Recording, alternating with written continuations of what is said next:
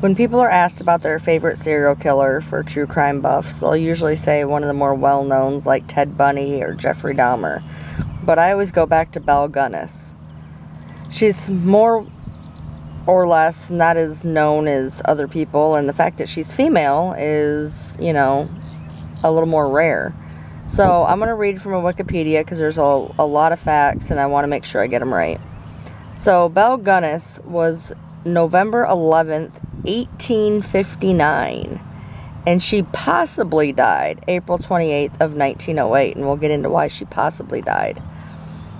She was nicknamed Hell's Belle, and she was a Norwegian-American serial killer who killed in Illinois and Indiana between 1884 and 1908. She's thought to have killed at least 14 people, and some sources speculate her involvement in as many as 40, making her one of the most prolific female serial killers in history. She seemingly died in a fire in 1908, but is popularly believed that she faked her death. Her actual fate is unconfirmed. So, she married in 1884, and the couple owned a candy store, which later burned to the ground. Their home had also burned down, and both instances granted the couple insurance payouts. 2 babies in the Gunness home died from inflammation of the large intestine, which can result from poisoning. Gunness had insured both the children and collected a large insurance check after each death.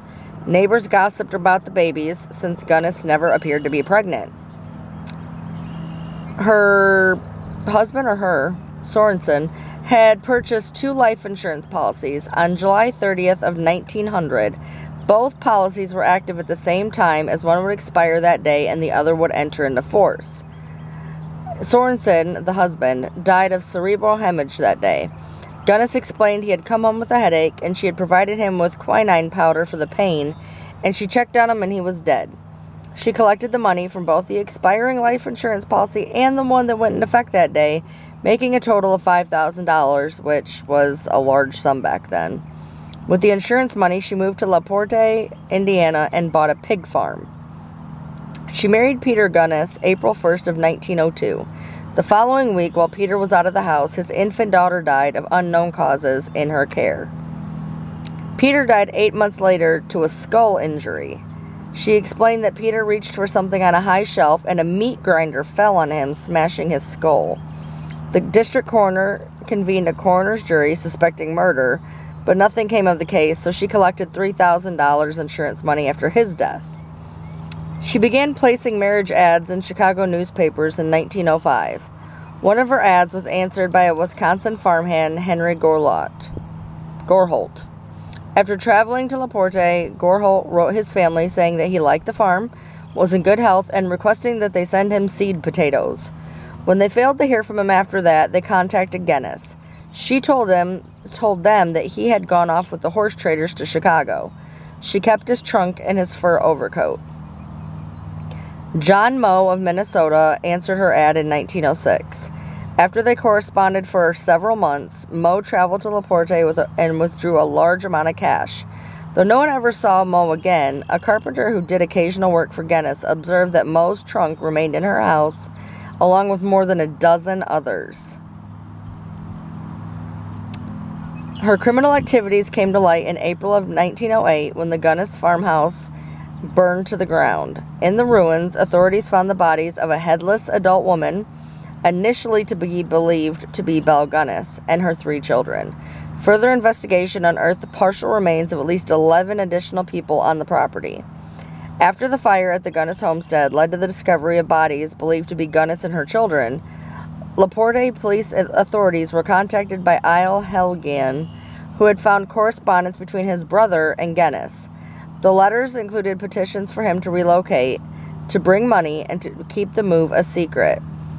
A visit by the brother to the Gunness farm with a former hired hand led attention being paid to soft depressions and what had been made into a pen for the hogs. After briefly digging in one of the depressions in the lot, a gunny sack was found that had 2 hands, 2 feet, and 1 head, which he recognized was his brother. Immediate inspection of the site revealed that there were dozens of depressions in the Gunness yard. and further digging and investigation at the site yielded multiple burlap sacks containing torsos, hands, arms hacked from the shoulders down, masses of human bone wrapped in loose flesh that dripped like jelly from trash-covered depressions that proved to be graves. In each case, the body had been butchered in the same manner. The body decapitated, the arms removed at the shoulders, and the legs severed at the knees. Blunt trauma and gashes characterized the skulls that were found and that were separated from the bodies. Lucas Riley, quoting the Chicago Inter-Ocean, noted that the bones had been crushed on the ends as though he'd been struck with hammers after they were dismembered. Quicklime had been scattered over the faces and stuffed in the ears. After finding the parts of 5 bodies on the first day and an additional 6 on the second, some in shallow graves under the original hog pen, other near an outhouse or a lake, the police stopped counting. With these discoveries, the perceptions of Belle Gunness, as reported in a newspaper descriptions of a praiseworthy woman dying in a fire that consumed her house in a desperate attempt to save her children, were reassessed. Despite the initial success with the identification of Andrew and despite the fact of the widening news of the coverage of the mass murders invited inquiries from families from men that had gone missing, most of the remains could not be identified. A hired hand named Ray was her on and off lover. In November of 1908, he was convicted of arson in connection with the fire at the house. Ray later confessed that Gunness had placed advertisements seeking male companionship only to murder and rob the men who responded and subsequently visited on her farm. He stated that Gunness had asked him to burn down the farmhouse with her children inside. He also asserted that the body thought to be Gunness was in fact a murder victim, chosen and planted to mislead investigators. The brother of one victim had warned Gunness that he might arrive at the farm shortly to investigate his brother's disappearance. According to Ray, this impending visit motivated Gunness to destroy her house, fake her own death, and flee. When Ray was arrested, he was wearing John Moe's overcoat and Henry's watch. A journalist was given a secret assignment to acquire access to the confession and publish it, bringing a second inconsistent Ray account to light. The second account is based on the report that Ray contacted a Reverend Edwin Schell and provided him with an oral confession that Schell transcribed and had Ray sign, a document that Schell kept sealed in his personal safe. The reporter attempted to convince Schell to allow him to publish this confession, but was denied by Schell and Schell's wife. However, a separate newspaper published a story with speculation regarding the second confession. Described as worried to the peace of the families and the victims, Schell offered a confession, which was later published. The narrative, entitled Lanfear's Confession, contains this summary.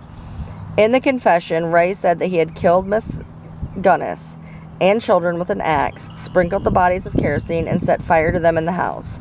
It gave details of the slaying and told of his part in the former murders which occurred at the Gunness farms, his task usually being burying the bodies in the garden. The essential fact, however, was that the murderess was not alive as a fugitive. The publication of this confession resulted in the subsequent arrest of his accomplice Elizabeth Smith. The inconsistencies between the two confessions, including the matter of the survival of Belle, remain historical issues that are not fully resolved. Belle was pronounced dead, even though the doctor who performed the postmortem testified that the headless body was 5 inches shorter and 50 pounds lighter than Gunness. No explanation was provided for what happened to the head. Whether she died in the fire or escaped remained uncertain, though a sheriff blamed a reporter for preventing the escape story. Reported sightings of Gunness in the Chicago area continued long after she was declared dead. At the time, police looked into reports of women suspected to be Belle, none of which led to her apprehension.